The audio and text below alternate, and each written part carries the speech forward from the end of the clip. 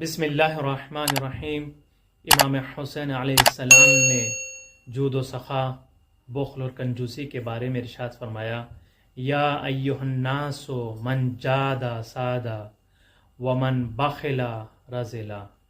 اے لوگو، جس نے جود و سخا اور سخاوت کی وہ بلندی پر پہنچ گئے، وہ سرداری پا گئے، اور جنہوں نے بخل اور کنجوسی سے کام لیا وہ ذلیل اور رسوا ہو گئے۔ اس چیز کو ہم اپنے قوم اور قبیلے میں دیکھ سکتے ہیں۔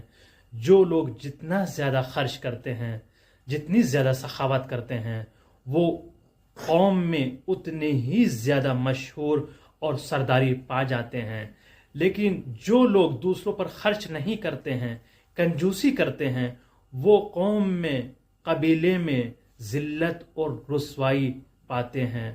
اور ہم دنیا میں بھی اس چیز کو ملاحظہ کر سکتے ہیں، اور یہ چیز آخرت میں بھی ہمارے لیے مفید اور مؤثر ثابت ہوگی۔ اس حدیث کو بحار الانوار جلد نمبر 44 صفحہ نمبر 192 پر بیان کیا گیا ہے۔